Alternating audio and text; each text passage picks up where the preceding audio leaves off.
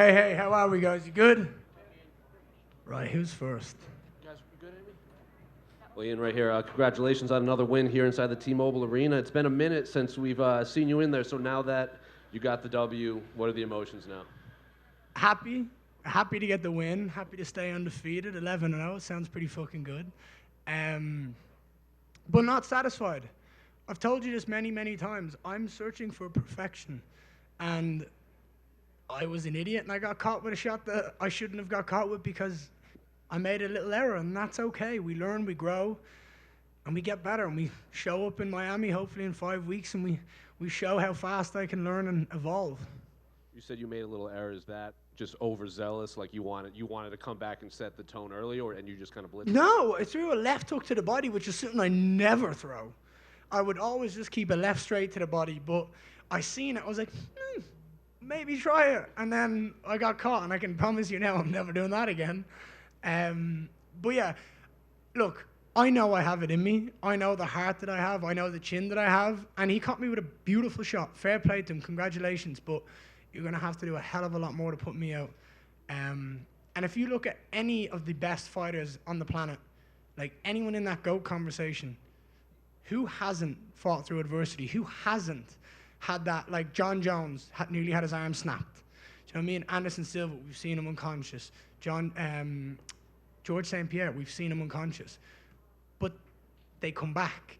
Their mindset, their mentality, everything is phenomenal about them, and that's why they're the greats, and that's what I have to do. I have to pull stuff out of my ass like that to make sure that I come out and I win. Well, to go off of that, do you think the silver lining is you are chasing perfection, but you have shown now fans and fighters that you can fight through adversity in the middle of a 15-round fight or 15-minute fight? Yeah, I mean, I know it. I mean, I train with some of the best guys in the world, and there's no one I'm more scared of when I go against than that man over there, Jason Jackson. When I go with him, I'm like, oh, shit, okay, I've got to be on it. That guy puts it on me every day, so I guarantee he's gonna be at home, making sure that when we get back in the gym, he's gonna be putting those reps through my head. But I'm surrounded by a phenomenal team of people who help me grow, and it's about just showing all of what I have in that octagon. And every second I got better in that octagon, and I dominated from start to finish. Okay, he got 40 seconds of success, but other than that, pretty happy with the rest. So what was the reason for like the long layoff? Because we were used to seeing you fairly active, and then all of a sudden you got a fight announcement. People were maybe surprised at the opponent. What was the reason for the long layoff? Well, I had a baby. I'm very blessed to be in the situation that I am.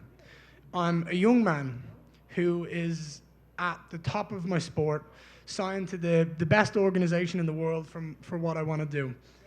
And I have the ability to be able to take a paternity leave and be there with my wife for the final trimester of our baby, to make sure that I'm there for her 24/7, that she doesn't have to go through anything on her own, that I'll be there for her. And then when my baby was born, that every second of every day, I'm there. I don't want to miss a single moment of him growing. And that was what it was about. It's about special moments that are important. And there's some things in life that are more important than fighting. And the birth of my little boy is absolutely one of them. Now, don't get me wrong. It was tough. It was very tough. But I'm back. I'm here, and I'm going to be active. I'm very happy to announce that I've signed the new multi-fight deal with the UFC. Massive thank you to Hunter Campbell, Sean Shelby for getting that done. To my management team, my agency, Invena Sports, and Lloyd Pearson, and my wife, Layla Machado Gary. She's phenomenal. Thank you to everyone for getting that done. You're going to be seeing me around here for a lot longer. I'm not going anywhere. And I feel like every interview you do, Conor is brought up. But given the fact that he's around this week, we saw the video backstage. You did the Billy Strutton there after a win. Yeah. What's the experience been like? Bro, everybody brings up Conor to me, and it makes so much sense. I'm from Dublin. I'm from Ireland. I talk the walk. I walk the walk. We resemble each other, well, I resemble him in so many ways because I'm a fan of his. I've watched him compete and grow in the sport. I've watched the amount of emotion that he brought to me and my friends, and anxiety he brought to me and my friends was insane. So any little bit of respect or homage to him that I can give to him in that octagon to show him how grateful I am for everything he's done, you can guarantee I'll be doing it. And the little kind of crossing of the paths that we had was phenomenal. That he beat my chest and he told me I'm a champion, that he's with me. To have the person that inspired me to be here say that to my face is special and surreal, and it's a moment I'll never ever forget.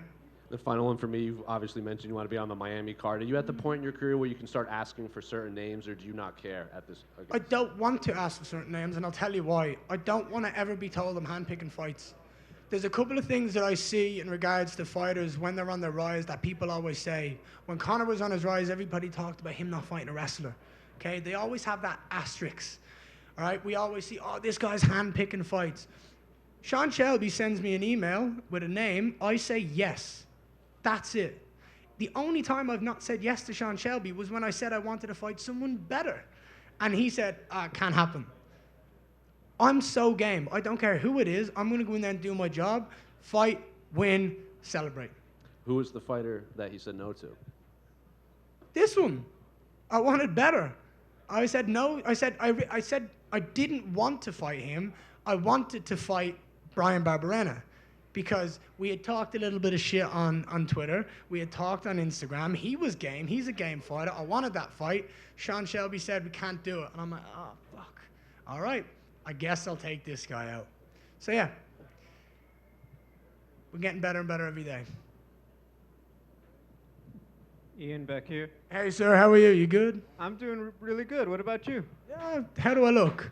You know what? Very sharp. I want to start with that. Is it a new suit every fight, or do you just have a bunch in the closet already? No, it's a new suit every fight. We gotta pay tribute to the moment. We gotta remember the moment. I want to have a new suit every time, a new fresh pair of shoes every time.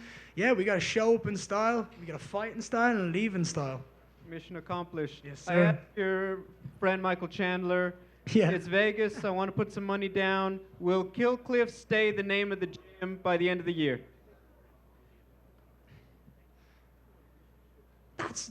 You should ask Henry Hooft that. He's the boss. He's the boss. He's the one in charge of who pulls the strings. That's on him. I don't care. As long as I get the fight, that's all that matters. I couldn't give a fuck what the name is. Once I've got those guys surrounding me and they're helping me grow, doesn't matter. To talk more about the fight game, obviously on a roll, obviously a lot of attention, and it's growing every fight. Mm-hmm. If you're scripting your perfect 2023, how many times do you want to get out there, and where would you like to be by the end of this year? A step closer to where I know I can be in the future, which is the champion. I want to just keep making those strides to get that way. The perfect 2023 for me was start off the year with a finish. Checked off the box. I'd like to have a short notice fight in Miami. Hopefully we can check that one off the box and get another finish. And then it's take some time to go. I want to go to Brazil and train in Brazil and focus on jiu-jitsu and spend time with my wife's family in Brazil. But also the Conor card. I want to fight in the Conor card. We don't know when that is. I don't know if he's in the USADA testing pool. You guys probably know better than me, so he's not. So that's minimum 6 months. So if I can go 2-0 in 2023 in 5 weeks, and then take a hell of a lot of time off and come back a savage, I'll fight 2 times at the end of the year and give the fans 4 fights this year. Final question. We're hearing talk about Khamzat Chimaev says he wants to move up to 185. I know you said that, hey, eventually it's still going to be me and him. Would you prefer that fight one day, 170, or are you okay with 185 for him one day? I'm 25 years of age, and I make 170 like it's a piece of piss. But do not get me wrong, I am 100% moving up to 185 one day because I can and because I want to. So eventually that fight will happen. I tell you what, now that Khamzat's gone, there's another prospect coming up in Jack Della Maddalena who looks absolutely phenomenal. I'm excited to see him do bits in the top 15. That'll be exciting because I think we'll be speaking about him in a way that we spoke about Khamzat. I think he's great.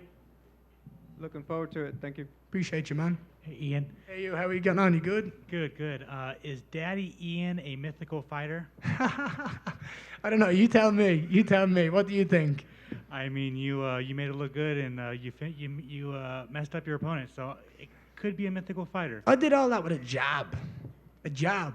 My jab was money. They should chop off my arm and put it in a museum somewhere for fighting. It was phenomenal.